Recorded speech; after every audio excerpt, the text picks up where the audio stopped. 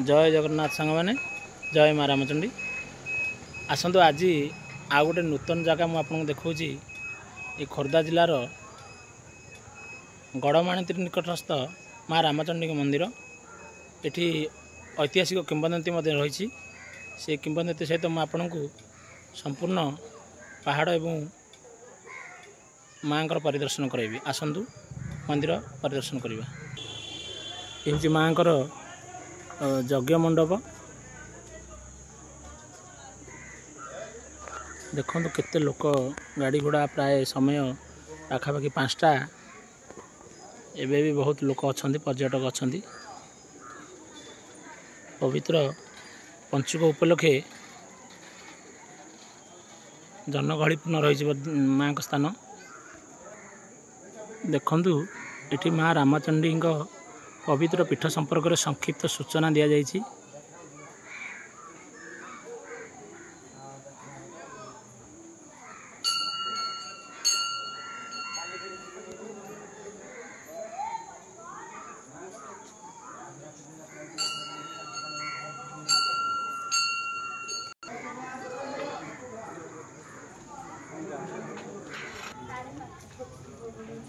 देखु ये हूँ ऐतिहासिक किंवदंती बाघ एवं बलद एका सांगे केमती जड़े कृषक भाई चाष कर प्रतिमूर्ति एठार प्रतिफलित करा जायछि। यार किंवदंती आपको वीडियो माध्यम कहबी।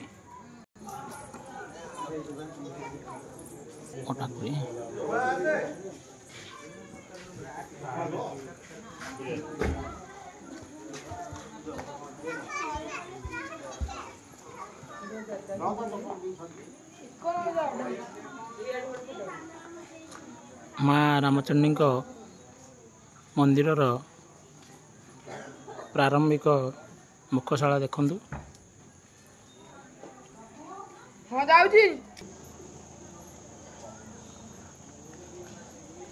देखु आपन गोटे दृश्य देखा माँ जो मानसिक गंजा माने रही गछ उपर सब रही राति देखु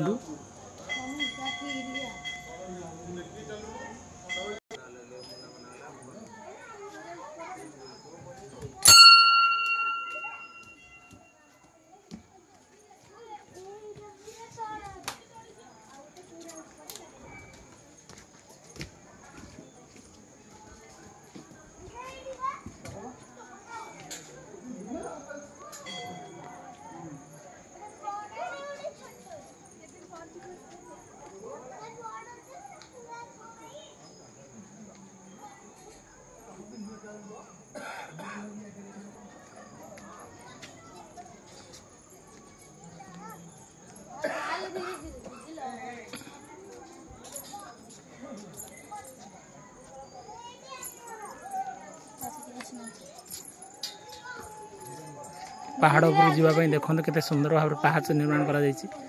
बहुत सुंदर जगह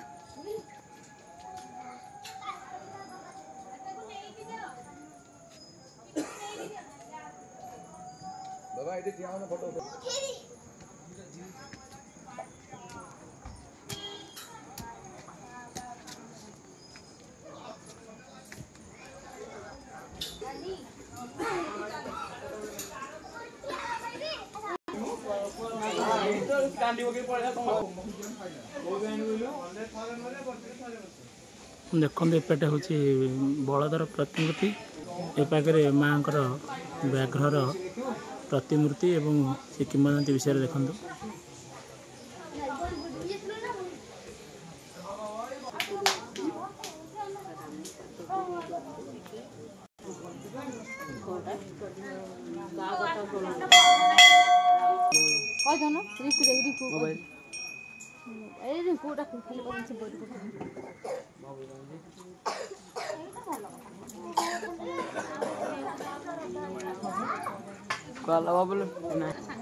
देखु ये पत्थर ये माँ रामचंडी स्वयं निजे आविर्भूत होती केते सुंदर परिवेश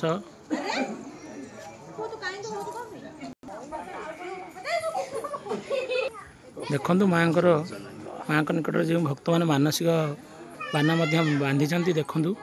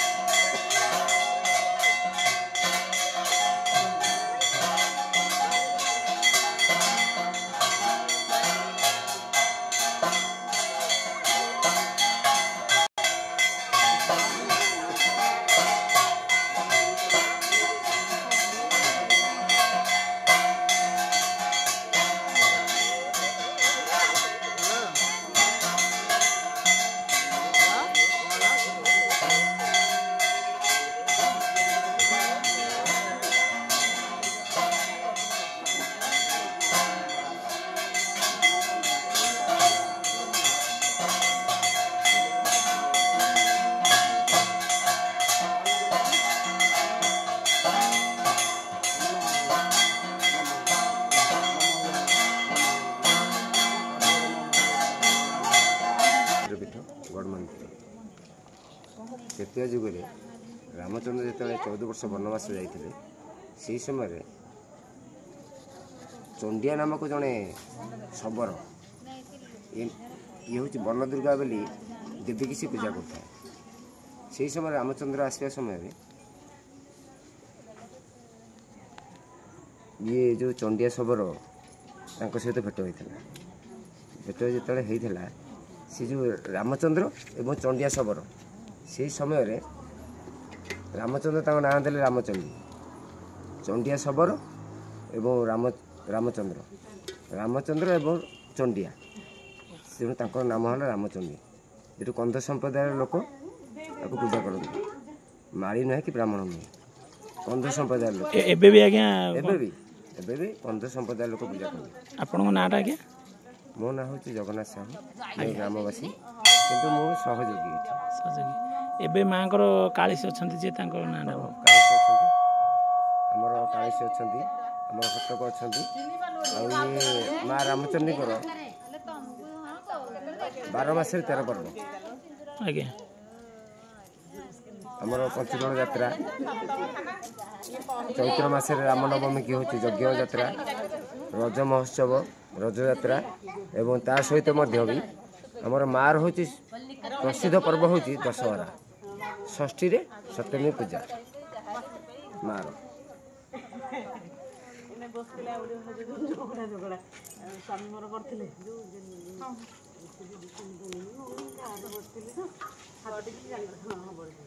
संप्रदाय लोक पूजा करती एवं कालेसी जी आमर शबर पूजक भी आदिवासी कंध हतक भी आदिवासी ये आदिवासी संप्रदाय ही लोक आर पूजा अर्चना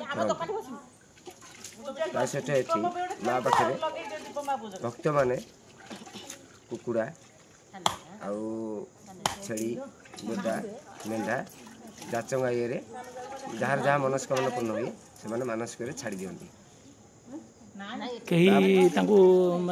सेमती किसी ये चोरी परी किसी नहीं ना ना मार जिनस किए मार जिनस किसी ना आमर जो पर्व हुए से पर्व टाइम भी आमर बहुत भक्त मैंने आसती बहुत समागम हुए आमर भी पुलिस प्रशासन तरफ भी तार पदक्षेप नि जाए शांति शृंखला बहुत काम करा जाए। ये जो आज्ञा आपनकर हल बलद जो मूर्ति रही तार किंवदंती कौन अच्छे आज्ञा आमर जो पूजक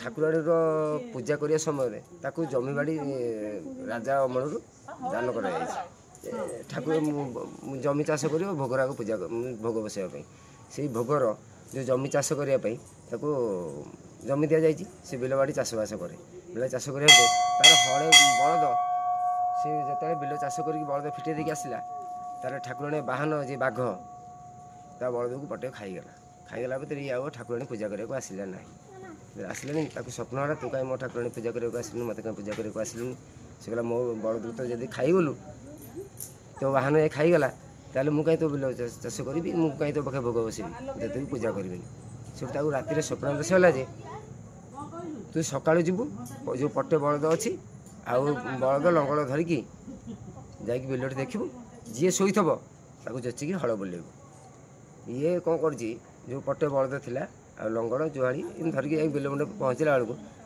बाघ शोची सी तो इाड़ू आज्ञा पाई बलद को जचिला सी पटे जो बाघ शोता सी आसिक जुआड़ी मुँह देखला बुलेला हल माँकर अपार महिमा माँकर अपार महिमा ता सहित ये जो शिला देखुं ता सहित भी तेंतुल गछर किसी महिमा अच्छी देख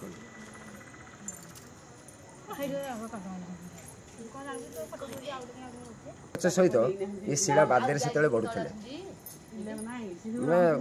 समय समय क्षय की बढ़ुले बढ़िया भितर पूजकर हाथ पाइलानी उपरको ता मथारे चुआ चंदन सिंदूर देकी पूजा करने जो न पाइला से कहला जे तू तो यदि बढ़ीजु तो मथा को मोर हाथ पाइबनी मुझे पूजा करी से संध्या एमती आलती फालती करके पूजा पूजी करदे से चलीगला जब चली जा भितर रात स्वप्न है टिके रात स्वप्न है ଯେ ତୋ ହାତ ଯେଉଁଠି ପାଉଛି ମୋତେ ସେଠୁ ଚାପଡ଼ା ମାରିଦେ, ତାପରେ ମୋର ମୁଁ ବଢ଼ିବି କି ରହିବି ସେଇଟା ମୁଁ ବୁଝିବି।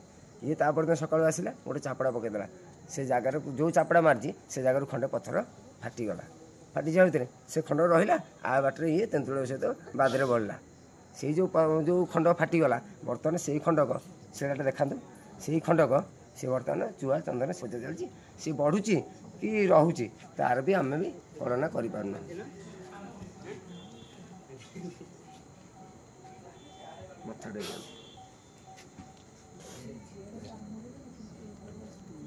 ଦେଖନ୍ତୁ ମାଆଙ୍କ ମଥା ପାଖରେ ସେ ପଥରଟି କେମିତି ପଥର ପାଖରୁ ଟିକେ ଫାଙ୍କ ରହିଛି ଆପଣମାନେ ଦେଖନ୍ତୁ। ଏଇ ମନ୍ଦିରର ପାର୍ଶ୍ୱରେ କିନା ଆମର ଗୋବର୍ଦ୍ଧନ ଥଳି ଗୋଟେ ଅଛି, ଯାହାକି ଆମ ଗ୍ରାମର ସେତେବେଳେ ଜନ୍ତାଳ ଭୋଜି ହେଲାବେଳେ ଆଉ ଖଲି ବ୍ୟବହାର ହୁଏନି, ଏବେ ସିନା ଖଲି ବ୍ୟବହାର ହେଉଛି। ଆମ ଗ୍ରାମବାସୀ ଯେତେବେଳେ ଭୋଜି ଭାତ କରନ୍ତି ସେ ଯେଉଁ ଗୋବର୍ଦ୍ଧନ ଥଳି ତାକୁ କହନ୍ତି, ସେ ଥଳି ଉପରେ ଆମେ ଭାତ କି ଯାହା ଭୋଜି ଭାତ କରିଥାଉ ଆମେ ତଳେ ଢାଳିକି ଖାଉ। ତା ନାଁ ହେଉଛି ଗୋବର୍ଦ୍ଧନ ଥଳି। ତା ତଳକୁ ଗଲେ ସେତେବେଳେ କହନ୍ତି ରାମ ଲକ୍ଷ୍ମଣ ସୀତା କେଉଁଠି ବନବାସ ଆସିଥିଲେ, ଯେଉଁ ଲକ୍ଷ୍ମଣ 3 ଗାର କାଟିକି ସୀତାଙ୍କୁ ଯାଇଥିଲେ କେଉଁଠି ମାନେ ମୃଗ ଇଏ ଆଣିବା ପାଇଁ, ତାର ବି 3 ଗାର ଆମର ପ୍ରତି ଅଛି, 3 ଗାର କଟା ହେଇଛି। ଆଉ ଗୋବର୍ଦ୍ଧନ ଥଳି ବୋଲି ତାର ବ୍ୟାଖ୍ୟା ବି ରହିଛି। ଆଉ ଆମର ଏଠି ପଞ୍ଚଦୋଳ ଯାତ୍ରା ଆଉ ଯଜ୍ଞ ସେଠିକି ଯିବା ପାଇଁ ରାସ୍ତା ଆଜ୍ଞା ଅଛି? ଅଛି ଏଇଠି ଆମର ବାଘ କରଡ଼, ହଁ ବାଘ କରଡ଼ ବି ଗୁମ୍ଫା ଅଛି ବାଘ କରଡ଼ ପାଖରେ। ଦେଖନ୍ତୁ ଏଇପଟଟା ହେଉଛି ଆପଣଙ୍କର ଯେଉଁ ବାଘ କୋରଡ଼ ରହିଛି ମାଆଙ୍କର କିମ୍ବଦନ୍ତୀ ରହିଛି, ସେତେବେଳେ ଏଇ କୋରଡ଼ ଭିତରେ ହିଁ ବାଘ ରହୁଥିଲା।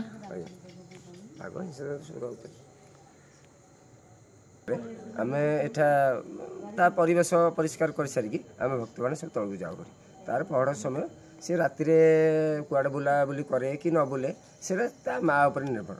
ଏତିକି ହେଉଛି ମାର ମହିମା। ଯାହା ହଉ ଆପଣଙ୍କୁ ବହୁତ ବହୁତ ଧନ୍ୟବାଦ। ଆଜ୍ଞା।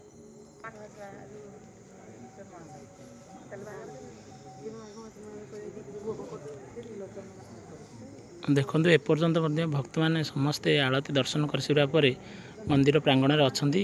ଆଉ ପ୍ରାୟ ଅଧଘଣ୍ଟାରୁ ଘଣ୍ଟେ ଭିତରେ ମାଆଙ୍କର ପରିସର ସଫା ଧୁଆଧୁଇ କାର୍ଯ୍ୟ ସଫା କାର୍ଯ୍ୟ ସରିବା ପରେ ପହଡ଼ ପଡ଼ିବ।